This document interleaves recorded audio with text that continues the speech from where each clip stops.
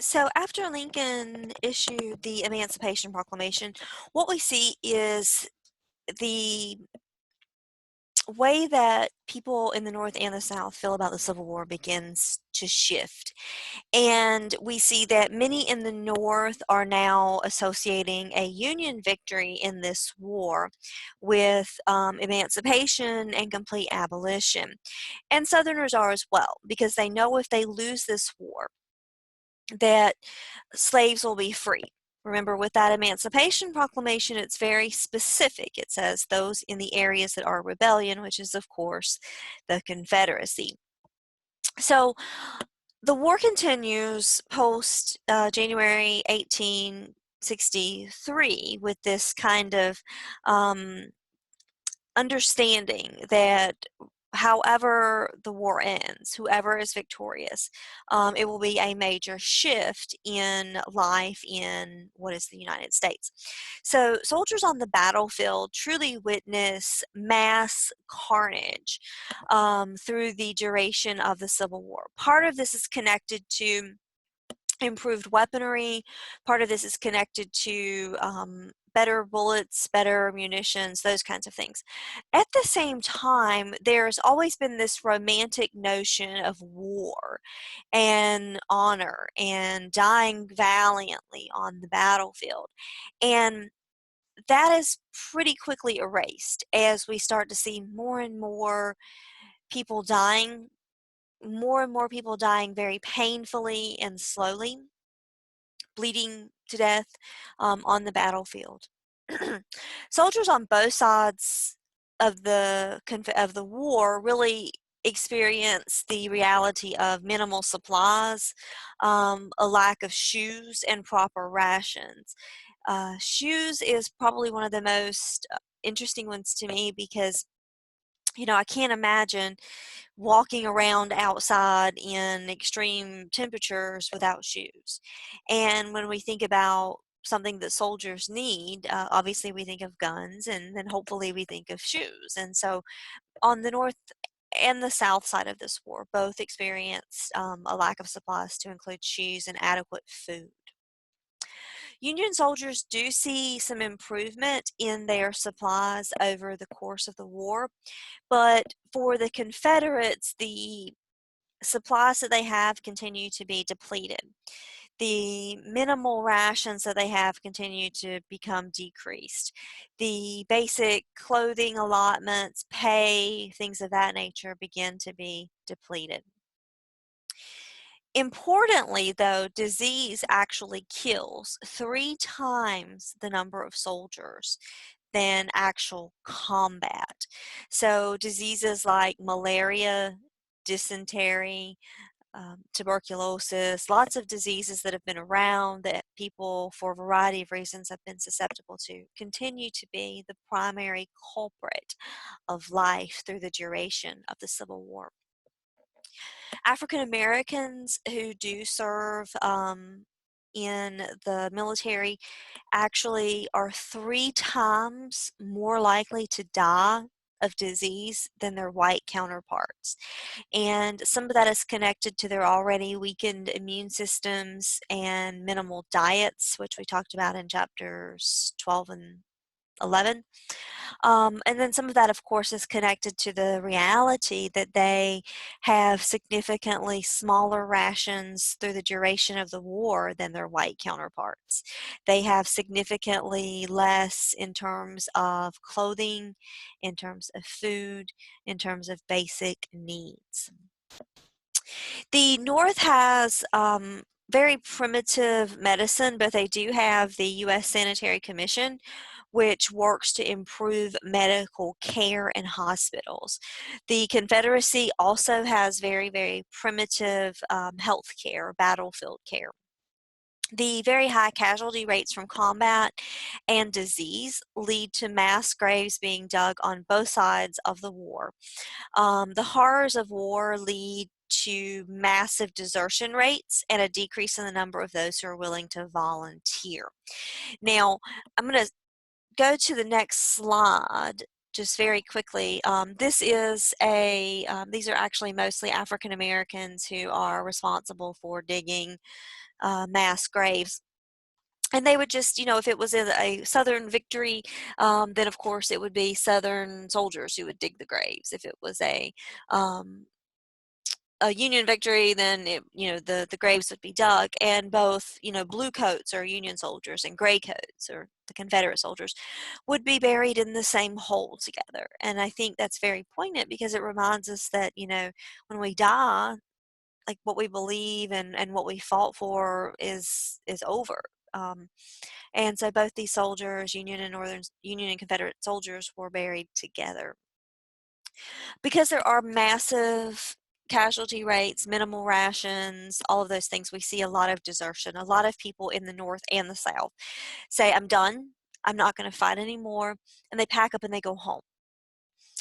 Wives, mothers, family members back home have been writing letters to their loved ones who are fighting, and they're saying, we support you and we support this cause. However, we're hungry. We have crops in the field that are going bad because we can't get them in. Please come home and take care of your family. And so, as a result of all of this desertion, both the Union and the Confederacy are forced to implement drafts, which will mandate that young men, younger and younger as the war goes on, be conscripted into the military. Now, the North does have some economic advantages at the outset of the war. Remember, the majority of railroads are there, the majority of output is in the North. They are able to produce much more products. They also have a larger population. And so these advantages of the North will continue through the duration of the Civil War. Initially, in the first few months, the Northern economy took a big hit, and that was because they lost, one, the cotton from the South, and then two, the ability to sell that finished product to the South. But they were able to recover pretty quickly. And so they were able to turn the textile mills into mills and factories to produce uniforms, to produce bandages, to produce ammunition, to produce those kinds of things. And then additionally, they were also able to sell products overseas. Remember, the Union has blockaded the South, so the South can't import or export anything through the duration of the Civil War. They'll also importantly make blankets, they'll make shoes, and they'll make battleships. So the Union area becomes very adept to changing the course and surviving economically. The federal government expanded its activities during the war, and so the size of the federal government will increase. They also begin to hire women and pay women in the federal government to aid in various manners through the war.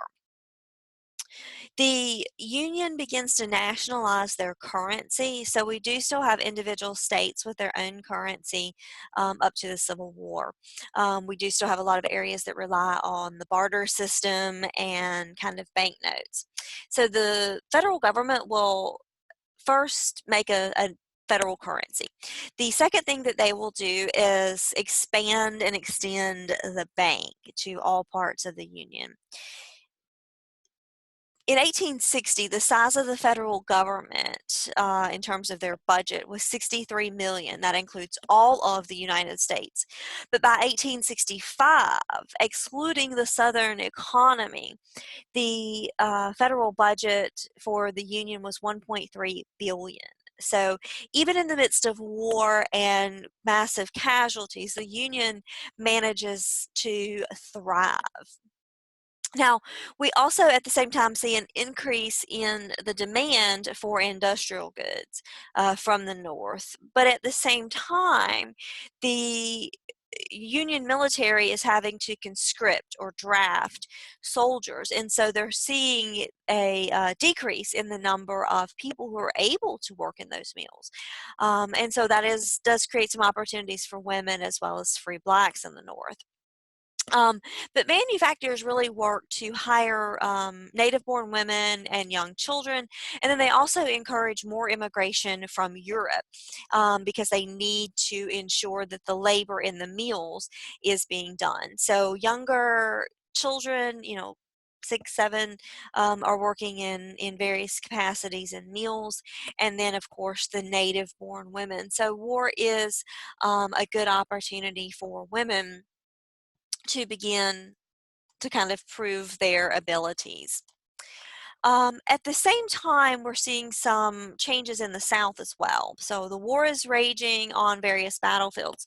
Um, and mostly out of need to survive. The South becomes a little more urban and a little more industrial. Remember, 3% of Southerners are large plantation owners, but 80% of Southerners are just landless laborers. They have, nothing really to their names.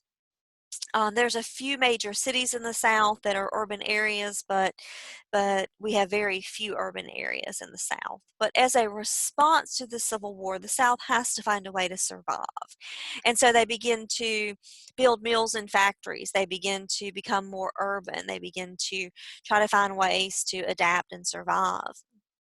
The needs of the military, especially in the South, is really, really connected to their industrial output. So if the South can't produce weapons, if they can't produce clothing, uniforms, bandages, shoes or boots, food, all of those things that the soldiers need, then they will certainly not be victorious. And so out of a desire to survive and to win the war, we see the South become more industrial. At the same time, there is a very clear understanding of class in society, especially in the South. Remember, the wealthiest are at the top, and they're the small number, but they're at the top of that pyramid. And then at the bottom of that pyramid are your slaves. And then in between those, you have various classes that include free blacks, recent immigrants, older immigrants, yeoman farmers, landless laborers, upper middle class, and then the smaller farms and that would have, that 6 to 10 slaves. And so there's a very rigid class system that we've talked about that exists in the South. And that's really actually protected as the South becomes more industrial. Now, women in a variety of ways will continue to aid the war effort. They'll continue to do their part. So some of the things that they do are they serve as nurses. They serve as spies. They serve as couriers, so people who just carry information. And they also serve as soldiers. They take on jobs in the private sector and in the public sector that have been vacated by men who are serving in the military. So the public sector being working in state and local government offices, the private sector being working in mills and factories and areas that they would not have been allowed to work prior to 1861. And then women also work to organize kind of relief efforts to ensure that soldiers on the front lines have basic supplies and that they have money. Some Southern women will help in terms of medical care, but they don't have that sanitary commission. So they have very minimal support, and they basically are there to kind of, just bandage soldiers, hold, some pressure on wounds, clean up, and just really, trying to hope that the soldier will live. Additionally, and very importantly, not the same kind of concept of basic hand washing and disease and bacteria and things of that nature that we know today. So not a lot of ability to protect themselves or the soldiers. Women like Rose O'Neal Greenhow and Harriet Tubman are two of the famous spies. Um, they sort of listen in on conversations, they eavesdrop, and then they inform on the side that they are eavesdropping on. Abolitionist women, these are women who have been advocating for the end of slavery all along. Abolitionist women form what is known as the Women's National Loyal League, and they use this organization to advocate and request that Lincoln would extend the Emancipation Proclamation to the areas that are not in rebellion. These women recognize that the Emancipation Proclamation, although important, doesn't go far enough to truly advocate for freedom for African Americans and to end slavery. And so they begin to petition and request that he extend that. They also are hoping that with abolition will come equality for women themselves. Now, as the war goes on and the fighting becomes more intense, the battlefields become more littered with the dead. As the desertion rates continue to increase, as the northern and southern militaries are beginning to conscript and mandate that younger and younger men serve in the war. As all of this is continuing, we see some important dissent and protests that begins to take place. Some of this, again, is connected to economic frustrations. Some of this is connected to discrimination within the military. Some of this is connected to bitterness and resentment towards the Enrollment Acts and those efforts of both the Union Army and the Confederate Army to mandate more and more people to serve in the military and to serve longer enlistments. Importantly, in Missouri, we have an interesting kind of inner civil war that takes place. Remember that Missouri came into the Union in 1820 as a slave state. Maine came into the Union as a free state. And there was that little line that was going to kind of be there. It was that 3630 parallel that said slavery would be abolished above that line, but it would be allowed below that line. And then way on later, we have that sort of in effect overturned with that Kansas-Nebraska Act. So slavery has remained protected in Missouri. And Missouri does not secede from the Union, even though they still have slaves. And so, of course, when Lincoln issues his Emancipation Proclamation, it doesn't apply to Missouri. So Missouri, again, it's a slave state. It remains in the Union, but it has Confederate sympathizers in the area who form a lot of militias. They form smaller militias, and they begin to attack the Union supporters. Again, it is a slave state, but it is not part of the Confederacy. And so ultimately thousands of people are killed in these raids, and this causes the Union to send troops into Missouri to protect this border state, which is not a part of the Confederacy. An increasing number of Northerners begin to move into this area, and so they begin to kind of turn the tide of this particular Civil War. Now, these Northern Copperheads that are in the area are really advocating to end slavery in Missouri, which is a slave state, right? So Missouri is a very interesting place. Keep that in mind. There's a lot of discontent among working class Northerners because what they see is that the Civil War is really only benefiting the wealthy business owners in the North. Now, not so different from the working class in the North are those landless laborers, those very poor whites in the South, who also recognize that the people who are benefiting from slave labor are the planters, are the wealthiest people. Now, Jefferson Davis has a conscription act, which again is mandatory service.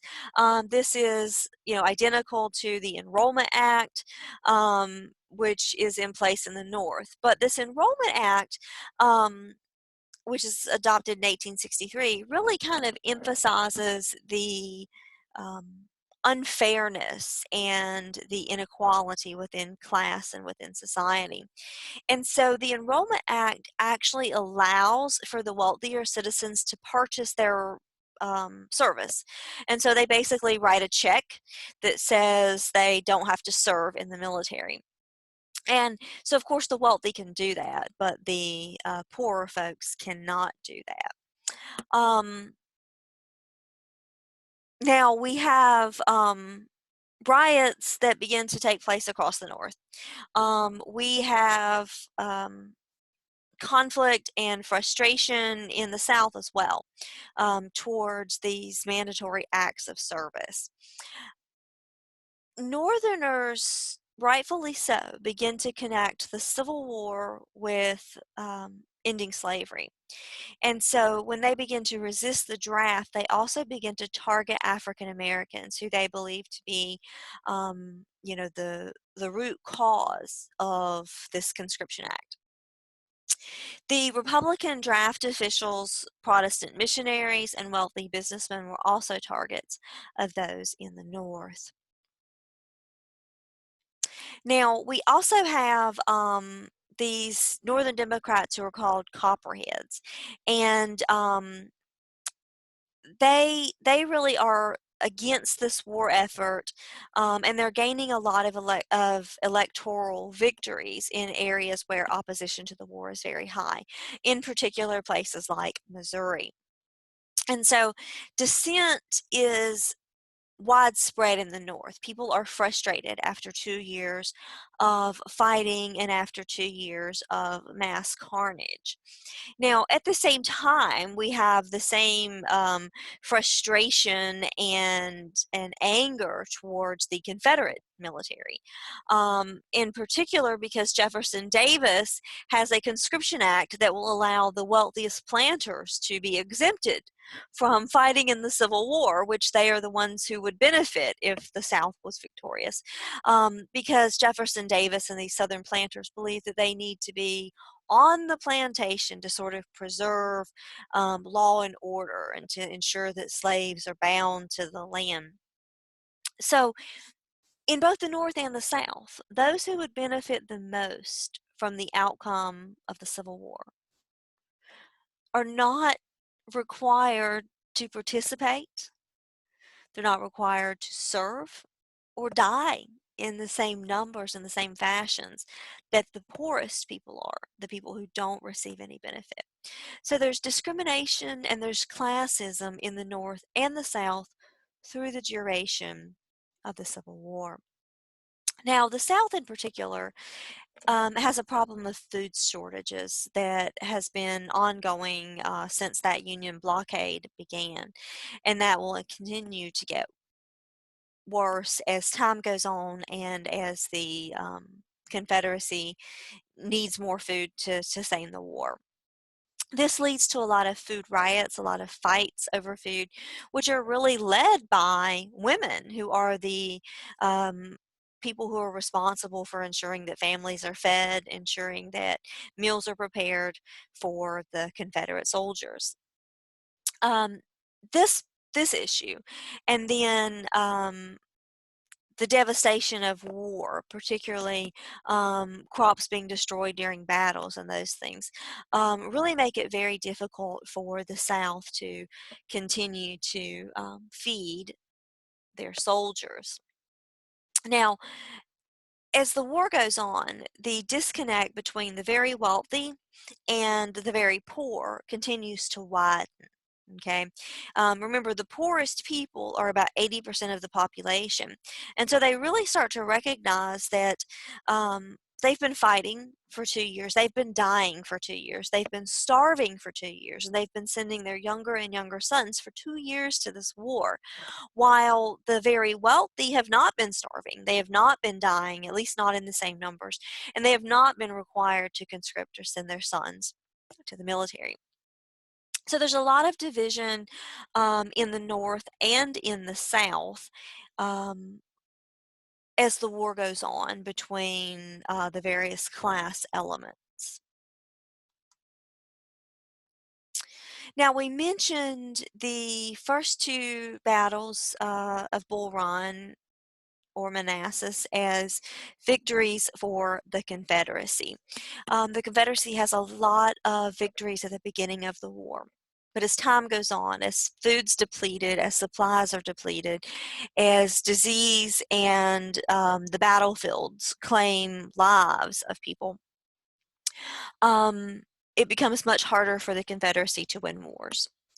The Confederates do experience victories at Fredericksburg and Chancellorsville, and so this causes General Lee of the Confederate Army to invade into the Northern Territories. There's a new Union commander whose name is General Meade, and he and Lee face one another at a battle in Gettysburg, Pennsylvania. Now, this is a 3-day battle in July of 1863. And this battle has extremely high casualty rates. This battle is really a turning point in terms of loss of life. Um, Again, there's massive casualties. There is a disastrous assault by the Confederates on Union lines, and ultimately the Union does claim victory at Gettysburg. Now, victory is a very loose term at this point because both sides will continue to experience massive casualties. But the Union is victorious at the Battle of Gettysburg. That particular victory and then another victory in Mississippi in a place called Vicksburg really kind of encourages the Union. It sort of inspires them to fight harder. At the same time that these two victories are achieved, the Union is able to claim a place called Port Port Hudson in Louisiana. And so that really gives a lot of control to the North. It completely cuts off Louisiana, Texas, and Arkansas from the rest of the Confederacy. So super quickly, I want to pull back just so you can see. That port is in here.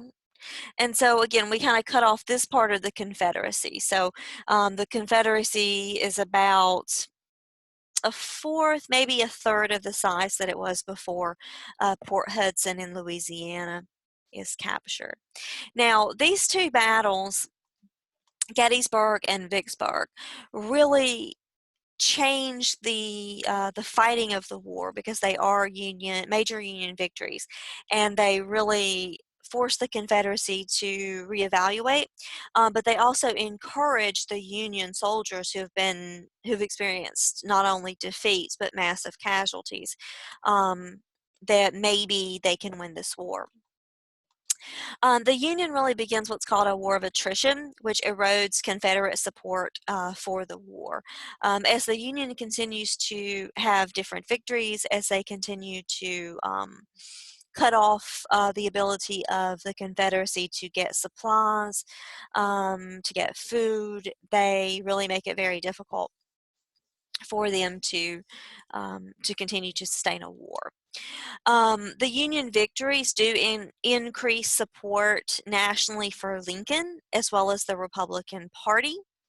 Remember, before 1860 or in 1860, the Republican Party is not a party of abolition. They are a party that's made up of free soilers who believe that individual states should decide whether or not slavery will exist.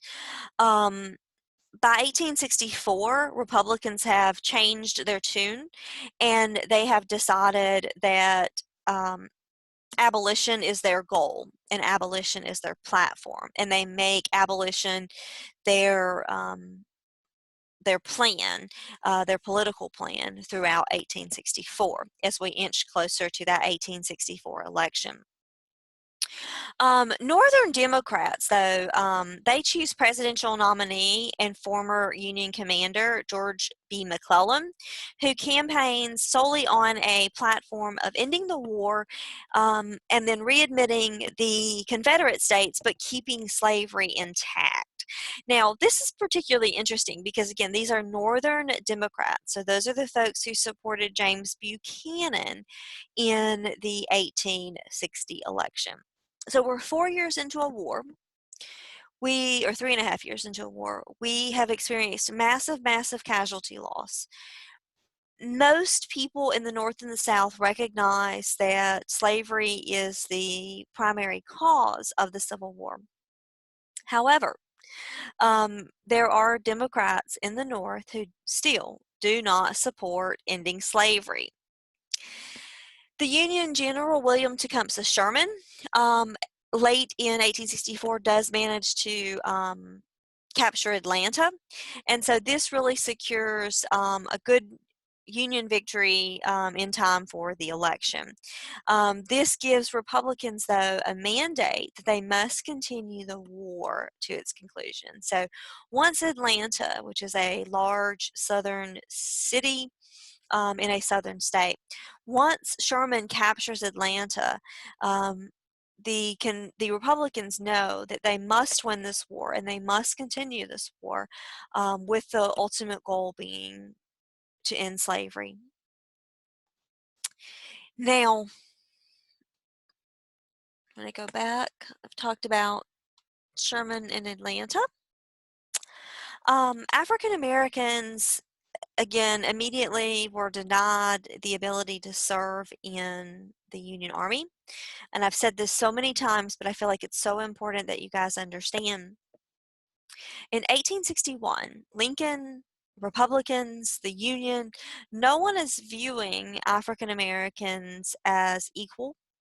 In fact, they still view slaves as property, and very few people are really advocating for abolition. But as the war goes on and slavery and emancipation become associated with the war, more and more people will begin to advocate for emancipation of the slaves.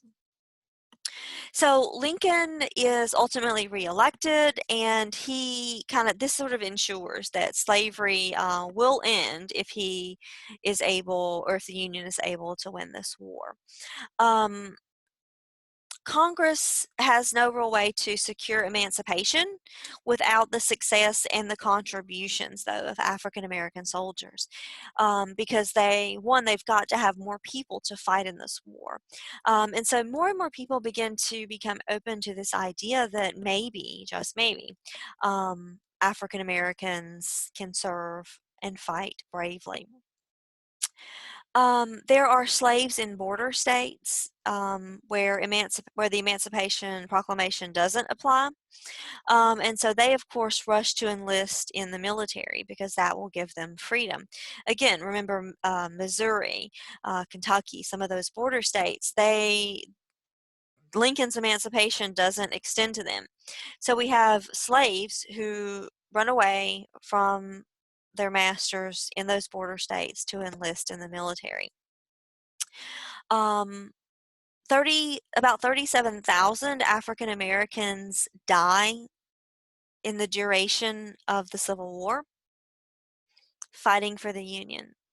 So African Americans do contribute not only heroically, but they contribute numerically. So we have a lot of black soldiers. But even within the Union Army, black soldiers are confronted with racism, they are confronted with discrimination, and they are confronted with segregation within their camps. They are given, the most menial jobs, so they're not given guns early on. They're not allowed to actually do the fighting during the war. There are massive discrepancies in the pay between black soldiers and white soldiers. So black soldiers are never paid the same amount that white soldiers are. Finally, the pay efforts are equalized in June of 1864.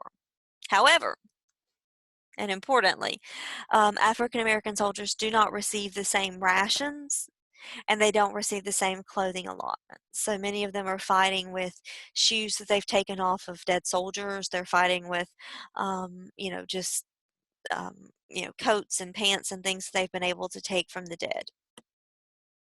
As the war continues and time moves forward, more and more slaves will leave the South and leave the plantation in order to gain freedom. Now, in March of 1864, Lincoln makes Ulysses S. Grant the commander of the entire Union Army. And so Grant employs this thing called total war. Sherman carries out this concept of total war. Now,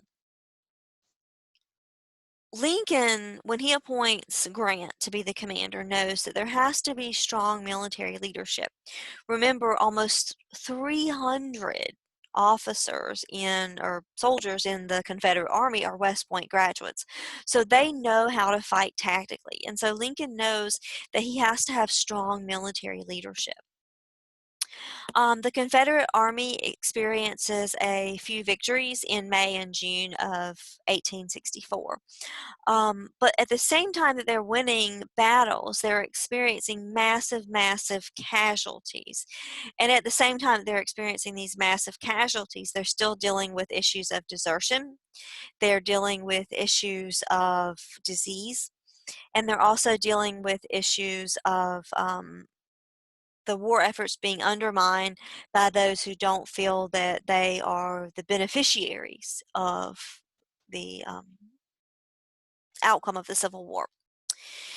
Now, Grant is actually characterized and criticized. He's called a butcher because he lays siege to the civilian and the military populations. When Grant becomes the commander, he basically says, we're not going to fight in any way that might be considered romantic or honorable. When we fight the Southern Army, we will annihilate them all. We will not let them surrender, like they will all die. But he goes further and he says we must also destroy civilian property and the plantations and all of those things because that's the only way to stop the South. And so that's sort of carried out by Sherman, who after he seizes Atlanta and then Atlanta falls, he begins to cut the South in half. And so what he does is called his March to the Sea. And this is in 1864. And basically they march from Atlanta to the coast, and they burn fields. They burn cotton fields. They sort of give slaves their freedom. Some will join the Union Army, but some are rejected. They're pushed aside because the Union Army can't take them with them. Some were certainly abused physically by the Union Army as well. This march to the sea is intended to be devastating and intended to destroy the South. African American ministers meet with Sherman and they meet with Edwin Stanton in Savannah, and they argue that former slaves should be given their own land, and if they're given their own land, they'll be able to maintain their freedom. And so the hope is that now that they've been emancipated, give them the land so that they can prove themselves. And so Sherman responds to this by issuing what is called Field Order Number 15, and it allocates 400,000 acres of Confederate land to these former slaves, so a massive amount of land. Now, American Indians also are not treated well by the Union military. Some of them had been loyal to the Union, and they hoped that they would be rewarded by this. But by 1864, it's very evident they will not be rewarded because more and more whites begin to migrate west of Mississippi into land that had formerly been reserved for the natives. They do this because they are, basically promised land with the Homestead Act of 1864. Now, again, we see an increase in migration, and so this leads to more and more conflict between the natives and the Union Army. But the Union Army has, in effect, by late 1864, cut the Confederacy in half in two different locations. So they've decreased the ability of the Confederacy to reorganize, regroup, and fight. Now, Lee ultimately does surrender at Appomattox Courthouse. Um, and Appomattox Courthouse, of course, is in Virginia. He surrenders in April of 1865. Now, this is, of course, after Ulysses S. Grant captures Richmond, which is the capital of the Confederacy. And it's sort of an honorable surrender for Lee to Grant. Northerners believe that by his surrendering, that the South will be reunited with the North, and ultimately, there will be peace. Now, I'm going to talk about the 13th Amendment in the last chapter, but the 13th Amendment is actually signed in January before Lee surrenders. So the 13th Amendment outlaws slavery, and so this is before the end of the Civil War. Unfortunately, Lee surrenders on the 5th of April in 1865, and on the 14th of April, so just a few days later, Abraham Lincoln is assassinated by John Wilkes Booth, and so that will, of course, change the outcome of the end of the Civil War and the peace, the fragile peace that is at least hoped for after Lee surrenders at Appomattox Courthouse. Thanks.